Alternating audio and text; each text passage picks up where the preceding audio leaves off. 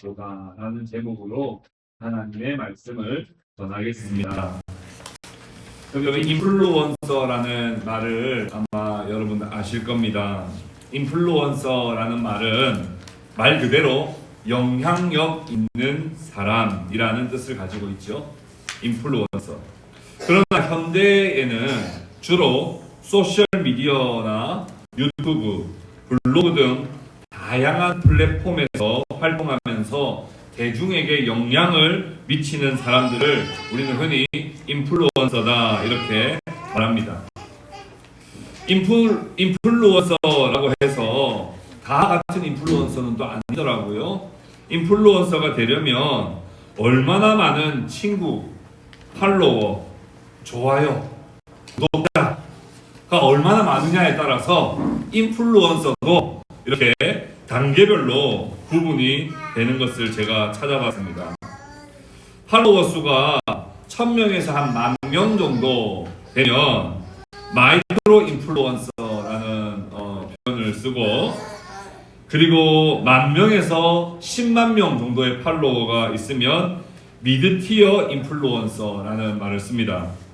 그리고 10만 명 이상이다 그러면 매크로 인플루언서라고 말하고, 10만 명에서 100만 명 이상이 되면, 팔로워가 100만 명 이상이 되면 이제 셀러브리티 인플루언서 혹은 메가 인플루언서라는 표현을 쓰더라고요.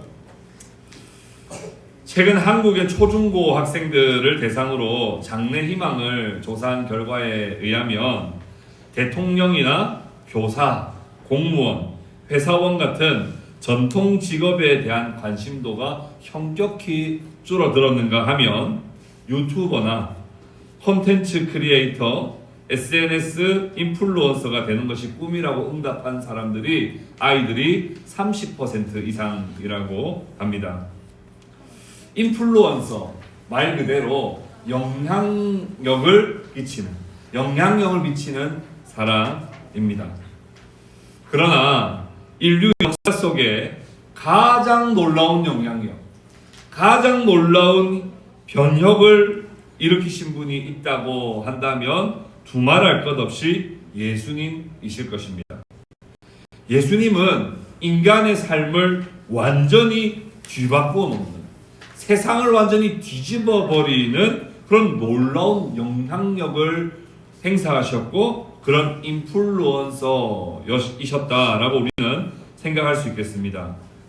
그런데 가만히 보면 예수님은 가난한 집안에서 태어나 목수의 일을 하신 분이세요. 작은 마을 출신이신데 큰 물에서 놀아본 적은 한 번도 없는 시골 청년에 불과했습니다. 대학을 다닌 적도 없고 공직에 선출된 적도 없었고 이력서에 자랑스럽게 기입할 만한 어떤 사회적 직함이나 자격증도 없었습니다. 수십만 명의 페이스북 친구나 인스타그램 팔로워가 있는 것도 아니었고 인기 틱토커도 아니고 유튜브 채널조차도 없었습니다. 트위터나 팟캐스트도 하지 않으셨어요. 그런데 어떻게 예수님은 인류 역사 속에 전 세계 구석구석에 인간의 삶을 완전히 뒤바꾸어 놓을 수 있는 그런 인플루언서가 될 수 있었는가? 예수님의 생애를 자세히 들여다보면 그 영향력은 얼마나 많은 사람들을, 얼마나 많은 팔로워들을, 얼마나 많은 군중들 앞에서 예수님이 사역하셨느냐에 달려있지 않다는 사실을 우리는 사복음서와 예수님의 생애를 보면 알 수 있습니다. 예수님의 영향력은 어디에서 났습니까? 한 사람, 그 한 사람에게 집중하여 한 사람을 사랑하고 한 사람을 변화시키는 방식, one at a time이죠. 한 번에 한 사람, 한 번에 한 사람씩 집중하여 그 사람의 삶과 그 사람의 영혼을 바라보고 그 사람을 진정으로 변화시키는 한 사람의 사역이었다 하는 것을 우리는 알 수 있습니다. 우리는 예배당 리모델링과 공간 확장을 하는 관계로 이곳에서 저희들이 예배를 드립니다. 이곳에서 예배를 드리면서 도대체 우리는 왜 리모델링을 하고 왜 우리는 공간 확장을 해야만 하는가? 왜 했는가? 우리 교회가 좀 더 규모가 크다는 거 보여주고 싶은 건가? 아니면 우리 교회가 뭔가 시설이 좋다는 걸 또 보여주고 싶은 건가? 그게 아니지. 예수님의 사역 방식에 따라 우리 교회가 한 사람 한 사람을 진정으로 사랑하고 한 사람 한 사람을 진정으로 변화시키는 예수님의 사역에 우리가 함께 동참하기 위하여 이 일들을 하고 있습니다. 예수님은 한 사람, 한 영혼, 한 마리의 양을 찾아 떠나는 그 사역을 하셨습니다. 그 주님의 마음을 우리가 오늘 이 예배 시간에 함께 배우고 그 주님과 같이 우리도 한 사람을 바라보고 한 사람을 사랑하고 한 사람을 변화시키는 일에 나도 쓰임받기를 원합니다 하는 마음으로 오늘 예배 시간에 말씀 들으시고 우리 모두가 함께 은혜 받으실 수 있기를 주님의 이름으로 축복합니다. 첫 번째는 사람들을 위하여 오신 주님이십니다. 사람들을 위하여 주님이 오셨습니다. 하나님의 아들께서 사람이 되어 우리 가운데 오셨지요. 왜 그렇게 하셨습니까?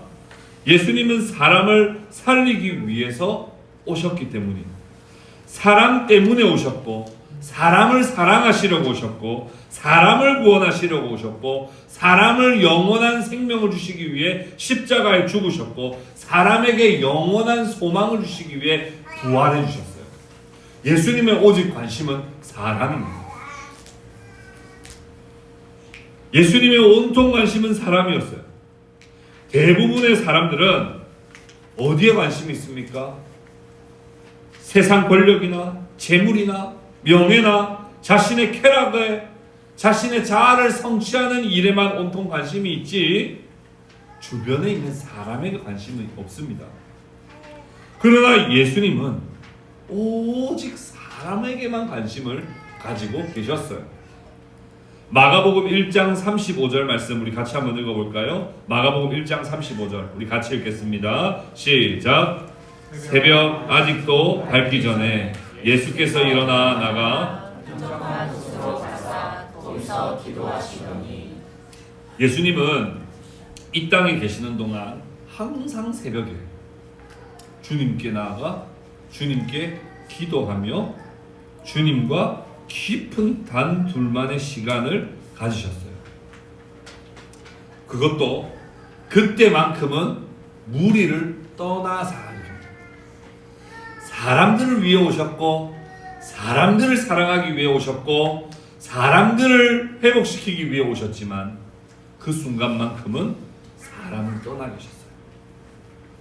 그리고는 하나님께 온전히 집중하는 시간을 반드시 가지셨어요. 이것이 마태복음 6장에 나오는 골방에서 기도하라는 말씀과 연결되는 말씀이죠. 오로지 하나님께 집중해요.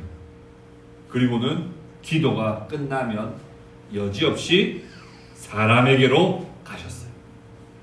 사람을 떠나서 하나님과 통한 다음 하나님과 통해보니 하나님의 마음이 어디에 있어요? 사람에게 있어요. 그러니 하나님 오늘도 핍박당할 게 뻔한데 오늘도 외면당할 게 뻔한데 오늘도 무시당할 것이 뻔하지만 하나님의 마음을 따라 사람에게로 갑니다 라고 하며 거기서 기도하신 후에 사람에게 우리 그 다음에 있는 마가복음 1장 38절 39절을 읽어볼까요? 같이 읽겠습니다. 시작.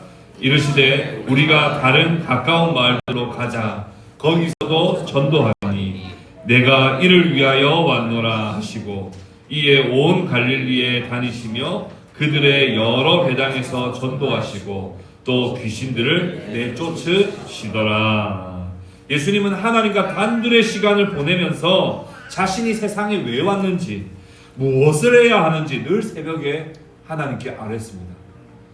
그리고 그것을 깨닫고는 여지없이 아침에 내려오셔서 이제 제자들과 함께 우리는 저 마을로 가자, 이 마을로 가자, 이 사람들에게로 가자, 저 사람들에게로 가자 하며 사람들에게 다가가서 사람들과 함께 만나시고 그들을 사랑하셨어요. 예수님이 사람들을 바라볼 때 어떤 마음으로 바라보셨을까요? 마태복음 9장 36절 같이 한번 읽어볼까요? 시작. 무리를 보시고 불쌍히 여기시니 이는 그들이 목자 없는 양과 같이 고생하며 기진함이라. 그럼 목자 없이 떠돌아다니는 양은 얼마나 비참합니까? 목자 없이 혼자 유리하고 방황하며 그 위험천만한 곳에서 혼자 생존해야 하는 한 마리의 양을 생각해 보십시오. 그런 양을 바라보듯 사람들을 바라보았다는 거예요. 복음서에는요, 예수님이 보셨다 이런 표현이 40번 이상 등장합니다. 무리를 보시고 예수께서 바라보시며 보신 거예요. 근데 누구를 보셨다는 거예요? 사람들을 보셨다. 목자 없는 양같이 기진하는 고생하는 양들, 수많은 사람들을 바라보셨습니다. 그리고 난 다음에 그들의 삶을 변화시키고 역전시키시고 그들의 삶을 온전히 이해하시고 공감하시고 긍휼을 베푸셨던 것이죠. 사랑하는 형제자매 여러분, 우리는 무엇을 바라보고 삽니까? 우리는 무엇을 소중하게 생각합니까? 무엇에 관심이 있습니까? 사람에게 관심이 있어요? 아니면 성공에 관심이 있어요? 사람에게 관심이 있어요? 아니면 내가 이루고 싶은 나의 자아실현에 관심이 있어요? 사람에게 관심이 있습니까? 아니면 나의 쾌락과 즐거움에 관심이 있습니까? 오늘날 우리의 삶을 한번 보십시오. 여러분, 옆집 사람 누가 사는지 아세요? 여러분, 이웃이 누가 나의 내가 살아가는 삶의 자리에 이웃이 누가 이웃인지 모릅니다. 내 이웃을 내 몸과 같이 사랑하라 하셨건만 정작 오늘날 우리는 그냥 나만 사는 거지, 내 옆에 누가 사는지 그 사람이 어떤 어려움이 있는지 우린 전혀 알지 못해요. 이웃과 인사를 나누거나 서로 돕는 일은 거의 찾아보기 어렵습니다. 그럼 이웃 말할 거 없어요. 가족은 어때요? 가족끼리 모여 앉으면 가족끼리 대화합니까? 가족끼리 대화하지 않습니다. 그 같은 공간에 있어도 각자의 스마트폰에 몰두하는 모습은 우리에게 이미 너무 흔한 일상이 되어버렸어요. 수많은 범죄와 재난의 소식들이 들려옵니다. 그런데 우리는 나만 아니면 된다는 생각을 가지지, 그런 고통당한 사람, 어려움을 겪은 사람을 향하여 불쌍히 여기고 긍휼히 여기는 마음이 우리 가운데 있나요? 없어요. 나만 아니면 되지 라는 극단적인 개인주의, 이기주의에 우리는 완전히 사로잡힙니다. 혼자 살고 혼자 지내고 혼자 시간을 보내는 것이 즐겁고 타인에 대해서 불편하고 혐오감을 가지는 경우가 우리에게 너무 이제 일상 다반사가 되어버렸어요. 예수님은 사람을 위해 오셨고 사람을 바라보셨고 사람에게 온전히 집중하셨는데, 우린 이제 직장 동료도 가족도 이웃도 무관심을 넘어 혐오와 증오의 대상으로 인식하고, 우리는 온통 그냥 나의 쾌락 즐거움, 그냥 이 스마트폰 안에서 그냥 우리는 그 안에서 그냥 헤엄치면서 살고 있는 거예요. 물론 사람을 대하는 것이 결코 쉬운 것은 아닙니다. 사람과 관계가 제일 힘들다는 말이 결코 틀린 말은 아니에요. 심지어 주님께서도 그렇게 많이 사랑해 주시고 그렇게 많이 섬기시고 그렇게 많이 은혜를 베푸셨지만 멸시와 천대를 당하시기도 하고 심지어 가족들에게 동생들에게 외면을 당하기도 하시고 그렇게 심혈을 기르고 키우고 가르쳤던 제자들의 배신을 당하시기도 하시고 결국 사람들에 의해서 죽임까지 당하셨으니 사람과 관계하고 사람을 사랑한다는 것은 결코 쉬운 일이 아닌 것은 맞습니다. 우리 준희 형제 오늘 우리 아이 2명 같이 예배 드리게 하려고 6시 반부터 준비했대요. 아마 좀 멀리 살았으면 5시부터 준비했겠다. 6시 반부터 이 두 아이와 함께 예배를 드리려고 6시 반부터 일어나가지고 준비를 하니 사람 키우고 사람 사랑하고 사람 섬기고 사람 관계하는 거 진짜 그건 보통 일이 아니고 정말 어려운 일입니다. 그러나 우리 주님이 사람을 사랑하시고 사람을 위해 오셨어요. 그리고 우리에게도 동일하게 말씀하십니다. 너희도 사람을 사랑하고 사람을 전도하고 사람에게 주님의 사랑을 실천하라고 이렇게 말씀하시죠. 예수님이 제자를 부르실 때 어떤 사명을 주셨어요? 마태복음 4장 19절 우리 같이 읽어봅시다. 시작. 말씀하시되 나를 따라오라. 내가 너희를 사람을 낚는 어부가 되게 하리라 하시니. 예수님께서 제자들을 부르시고 교회를 불러 모으시고 교회를 세우셨습니다. 그런데 그들에게 주신 사명이 뭐라고요? 사람을 낚는 어부. 물고기만 낚는 어부가 아니라는 거예요. 자신이 먹을 것, 자신이 입을 것, 자신이 살 것을 위해서 살아가는 어부가 아니에요. 자신의 자아 성취와 성공에 온통 집중하는 삶이 아니에요. 이제는 제자로서 사람을 바라보고 사람을 사랑하고 사람을 섬기며 사람을 위하여 살아가는 사람 살리는 어부로 우리를 부르셨다는 거예요. 우리도 이제 사람을 바라봐야 합니다. 사람보다 기계를 많이 봤다면 이젠 더 사람을 바라봐야 돼요. 하나님 우리를 사람에게로 보내십니다.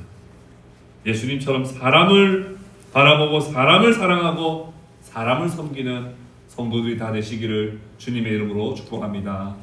우리 옆에 계시는 분 한번 보세요. 아버지도 서로 한번 보세요.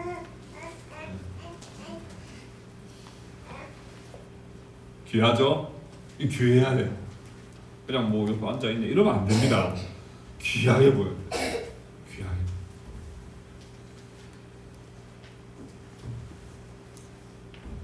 저 우리 제이도 저 보세요. 얼마나 귀해요. 저렇게 문 치면서 저 자체가 얼마나 귀해요. 우리 종이 형제 아기 저 무거운 아기를 안고 저렇게 서서 예배드리는데 얼마나 귀해요. 귀하게 맞아야 돼. 귀하게 맞아야 돼.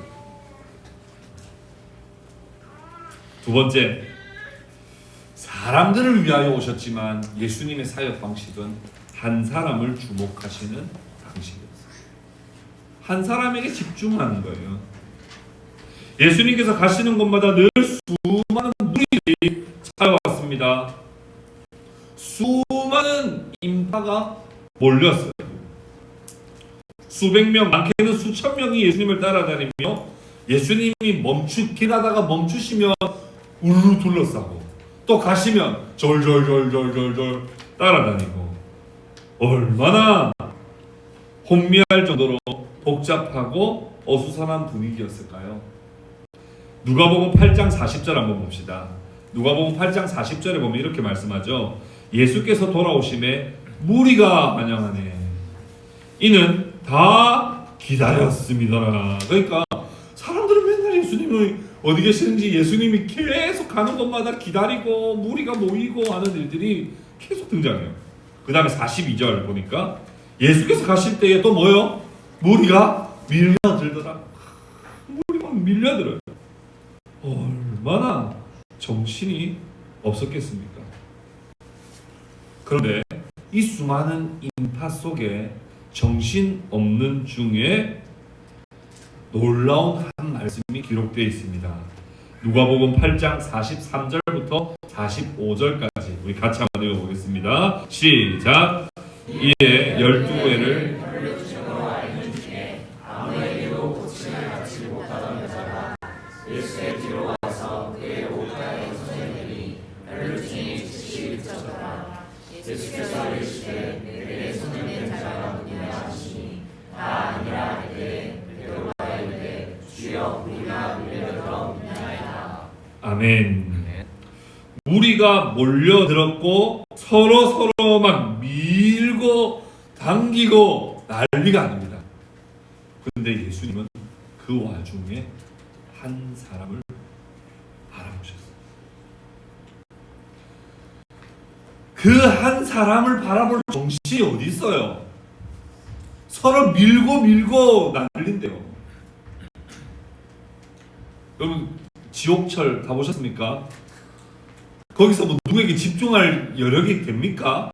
안 돼요. 내가 살아서 제발 이 지하철에서 내려야 되겠다는 그 일념밖에 없죠. 그런데 그 와중에 예수님은 집중하시더라고요. 주목하셨습니다. 46절에 이렇게 기록되어 있죠. 예수께서 이르시되 내게 손을 댄 자가 있도다. 베드로가 뭐라고 이야기했습니까? 이거 막 사람들이 너나 다 만지고 있습니다. 지금 이래 밀고 저래 미는데 뭘 누가 만졌어요? 아유 빨리 가던 길 빨리 갑시다. 지금 힘들어 죽겠어요. 막 이러고 있는데 아니야. 누가 한 명이 믿음을 가지고 간절한 마음으로 내 옷자락에 손을 댔어요. 그 와중에 예수님은 그 한 여인 12해 동안 혈루증을 앓고 있던 그 여인 12해 동안 혈루증 앓고 있는 여인이라고 쓰고 다녔을까요? 아닙니다. 그럼에도 예수님은 그녀의 마음을 이해하셨고 그녀가 겪었을 고통을 공감하셨고 그녀가 얼마나 힘들었을지 깊이 동정하셨습니다. 예수님은 군중들 사이에 밀려가고 있었지만 예수님의 초점은 군중에 있지 않고 한 사람. 그 순간 예수님께 중요한 숫자는 1이었습니다. 예수님은 혈루증을 12해 동안 앓고 있는 그 여인에게 주목했습니다. 혈루, 말 그대로 피가 흐르는 병이에요. 만성적으로 수시로 계속 하혈을 하고 있는 여인입니다. 이 여인은 레위기 규정에 의하면 부정하다고 해서 사회로부터 고립되고 격리되어 외롭게 살아가는 여인이었습니다. 수많은 의사들을 만나봤지만 그 병을 고쳐주는 사람이 한 명도 없어서 소망이라고는 절망이라고는 희망이라고는 없는 그냥 그런 삶을 살았습니다. 하혈을 계속하니까 빈혈이 얼마나 심했을까요? 정말 과연 걸어다니는 조차도 그냥 똑바로 걸어다니는 게 과연 가능했을까요? 그 당시에 뭐 좋은 패드가 있어서 그 하혈을 가릴 수 있는 형태가 아니었을 거예요. 얼마나 수치스럽고 얼마나 괴롭고 얼마나 힘들고 아픈 세월을 10년 동안 보냈습니다. 그러나 그 여인을 바라보는 사람은 없었어요. 왜냐하면 너무나 수많은 군중들이 밀려오고 있었거든요. 그러나 예수님은 그 여인을 알아주신 것입니다. 그 여인에게 은혜를 베풀어 주신 것입니다. 누가복음 8장 47절 48절 우리 같이 봅시다. 시작. 여자가 스스로 숨기지 못할 줄 알고 떨며 나와 엎드려 그 손댄 이유와 곧 나은 것을 모든 사람 앞에서 말하니 예수께서 이르시되 딸아 내 믿음이 너를 구원하였으니 평안히 가라 하시더라. 그 여인이 지푸라기라도 잡는 심정으로 예수님의 옷에 손을 댔는데 그 옷에 손을 댄 그 촉감이 납니까? 그런데도 주님은 아셨어요. 바라보셨어요. 못 보고 지나칠만 했습니다. 아니 아무도 아는 사람 없었습니다. 그런데 주님은 그녀의 고통에 깊이 공감하셨고 그녀의 믿음에 반응해 주셨고 그녀의 간절함에 선물로 화답해 주셨습니다. 예수님은 한 사람을 주목하시고 한 사람 변화시키기를 원하세요. 그것이 진정한 영향력을 미치는 법이요, 그것이 온 세상을 변화시키는 주님의 방식이었기 때문입니다. 시간을 함께 보내주시고, 때로는 깊은 대화와 권면도 하시고, 때로는 엄격하게 책망도 하시고, 때로는 오래 참음과 인내로 기다려주시며, 때로는 먼저 본을 보이시고 따라오게 하시며, 때로는 뒤에서 밀어주며 격려함으로 한 사람 한 사람을 예수님은 변화시키시며 마침내 12명의 제자를 변화시키시는 주님, 그 영향력이 결국 온 세계를 복음화시키는 놀라운 영향력으로 변화됐다는 거예요. 베드로 한 사람에게 얼마나 많은 시간과 사랑과 인내와 섬김으로 대하셨습니까? 베드로가 예수님이 아무리 가르쳐줘도 계속 뚱딴지 같은 얘기합니다. 몇 번 말했어요. 몇 번이 아니에요. 수도 없이 말했습니다. 그런데도 계속 뚱딴지 같은 이야기를 해요.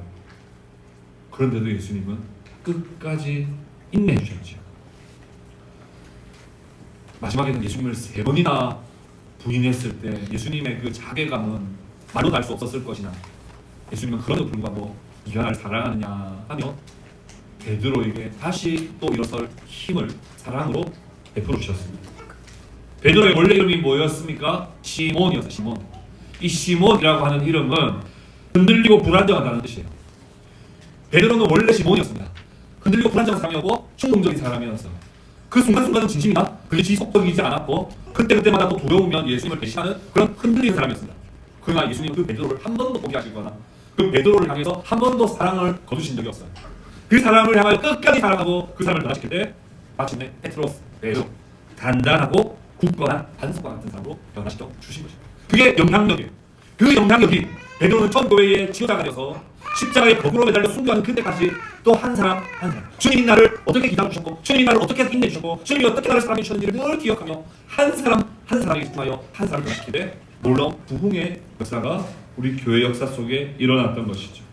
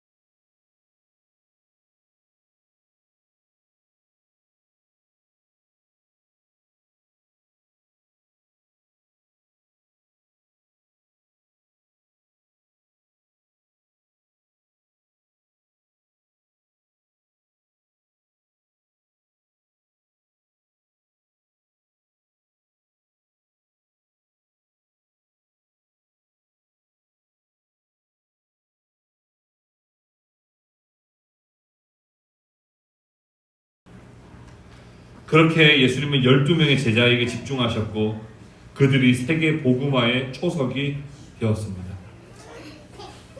한 사람에게 집중하여 참된 변화를 이끌어내는 것이 바로 예수님의 방법이며 우리에게 가르쳐 주신 방법이고 우리도 함께 추구해야 할 방법입니다.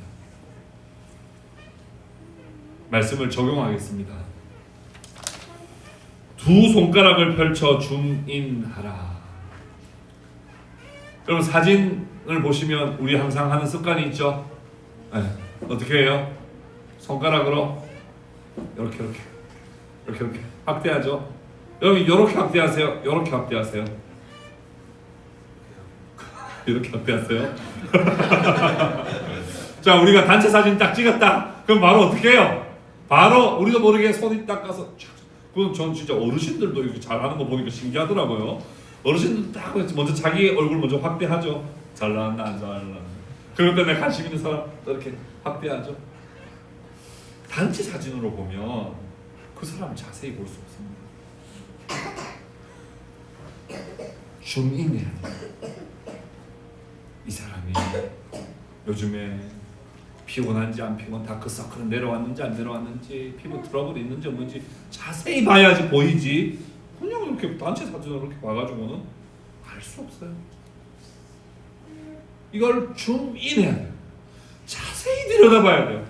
자세히 깊게 들여다봐야 합니다.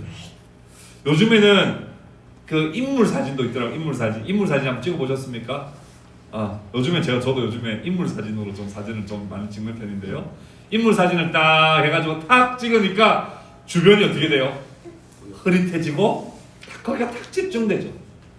예수님은 많은 군중들 앞에 놀라운 일들을 많이 행하시긴 하셨으나 대부분의 우리가 복음서를 보면 한 사람에게 집중하여 줌인하거나 인물 사진을 찍으세요. 탁 찍으시는 거죠. 그러면 옆에 주변은 흐릿해지고 그 사람에게 완전히 집중을 하는 겁니다. 물론 이것은 공동체를 무시하거나 전체 큰 그림에 무관심해도 된다는 말이 결코 아닙니다. 교회가 어떤지가 나는 한 사람만 그냥 같이 교제하면 되지 이렇게 하라는 말은 아니에요. 그럼에도 불구하고 우리는 너무 한 사람을 진심으로 들여다보고 진심으로 품고 진심으로 기도하는 것이 너무나 부족합니다. 우리에게 한 사람을 붙여주시고 한 사람을 생각나게 하실 때 줌인하여서 자세히 들여다보고 자세히 공감하고 동정하고 사랑하고 섬기며 가르치며 본을 보이며 참된 변화로 이끌어주는 것, 이것이 바로 우리를 이 땅에 보내신 목적이요, 우리의 각자의 일터로 보내신 목적이요, 우리를 우리의 공동체로 불러주신 목적이라는 사실을 기억하시기를 바랍니다. 예수님께서 여리고로 들어가시자마자 또 수많은 사람들이 몰려들었어요. 또 수많은 사람들이 몰려들었고 발 디딜 틈이 없고 북새통을 이루고 있을 때 예수님은 또 줌인하셔서 인물 사진을 탁 찍으셨습니다. 그게 누구예요? 지방 국세청장이었던 돌무화과 나무에 올라가 있는 삭개오입니다. 수많은 사람들 중에 그래서 삭개오를 변화시키고야 말았습니다. 예수님께서 성전에 들어가셨을 때 베데스다라고 하는 연못가에는 수많은 병자와 맹인과 다리 저는 사람과 혈기 마른 사람들이 누워 있었죠. 그런데 예수님이 줌인하셔서 인물 사진을 탁 찍은 사람이 누굽니까? 38년 된 병자였습니다. 한 사람만을 위해 살아라는 말은 아니나 우린 너무 단체 사진 느낌으로 이웃을 바라봅니다. 그리고 대충 줌인해서 그냥 저렇다더라, 제가 어디 대학 나왔다더라, 전공했다더라, 그냥 이렇게 어디 여행 갔다 왔다더라, 이런 주변적 정보로 그 사람을 그냥 이해하고 평가하는 경우가 많지요. 근데 그 사람을 더 줌인해 보시라고요. 더 들어가 보라고요. 그러면 그 사람은 도대체 어떤 고민이 있는지, 어떤 어려움이 있는지, 어떤 문제가 있는지, 신앙적으로 어떤 어려움이 있는지 자세히 들여다보기를 우리가 힘쓰지 않으면 우리는 그냥 외모로 사람을 평가하기 마련입니다.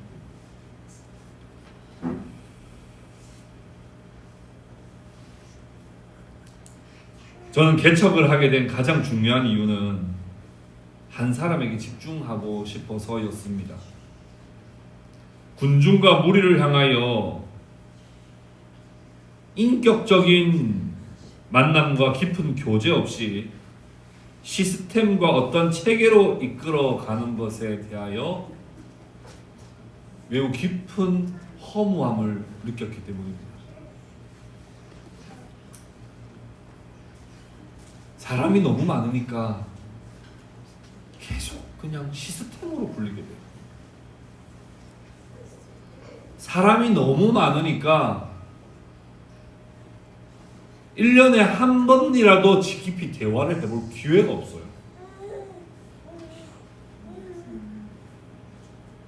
그래서 개척을 해서 사람이 몇 명이든 간에 한 사람을 정말 진심으로 사랑하고 한 사람을 진심으로 변화시킬 수만 있다면 그 인플루언서는 10,000명교회 100,000명교회 인플루언서 팔로워가 있는 목사님보다도 어쩌면 더 강력한 파워풀한 영향력을 가질 수 있겠다는 믿음으로 개척을 하게 된 거예요.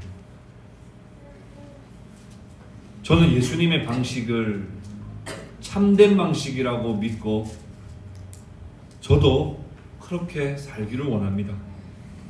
한 사람에게 집중하여 한 사람이 진정으로 주님 안에서 변화되는 것이 진정한 영향력이며 그렇게 할 수 있다면 그 사람이 진정한 인플루언서라고 하는 사실을 진심으로 믿습니다. 여러분, 한 사람을 품으십시오. 여기 있는 사람도 좋고요, 여기에 없는 사람도 좋습니다. 대충 대략 보지 말고 정말 깊은 인격적 만남을 통하여 많이 사랑하고 많이 섬겨주며 그래서 많이 배신당하고 많이 어려워지셔야 돼요. 적당히 사랑하면 배신당할 일 없습니다. 그리고 적당히 사랑하는 사람이 배신했을 때 타격감이 있습니까? 없습니까? 없습니다. 근데 언제 타격감이 커요? 내 모든 걸 다 내어 주었을 때의 타격감이 정말 크죠. 그러나 그것을 내어 줄 때에야만 사람에게 영향이 가기 시작하는 거예요. 여러분, 너무 많은 사람들과 친해지려고 하지 마세요. 너무 많은 사람들 거느리려고도 하지 마세요. 정말 내가 올해 한 사람이라도 정말 깊이 사랑하고 섬길 수 있다면, 그래서 그 사람이 정말 올해 정말 주님을 깊이 만나고 주님의 말씀 안에서 변화될 수만 있다면 그 사람이야말로 진짜 인플루언서입니다. 주일학교, 우리 교회 학교는 선생님들이 아이들을 1대1로 가르칩니다. 선생님들은 아마 오늘 제가 이 설교를 할 때 오늘 그 아이가 그 한 사람인가 생각 안 하신 건 아니죠? 생각했을 거예요. 또 우리가 직장에 가면 분명히 인물 사진을 찍어야 될 한 사람을 하나님께서 보게 하실 거예요. 그때 그냥 외모만 보고 대충 넘어가지 마십시오. 자세히 두 손가락을 펼쳐서 주민하여 그 한 영혼을 바라보고 기도하시고 정말 섬기십시오. 그렇게 우리가 섬길 때 정말 교회 안에는 진정한 변화, 진정한 생명력, 진정한 복음의 파워풀한 능력이 나타나는 그런 교회가 되게 될 것입니다. 그것을 우리가 함께 소망하고 그 길을 함께 달려가는 사랑하는 우리 동행교회 성도님들 다 되시기를 주님의 이름으로 축복합니다.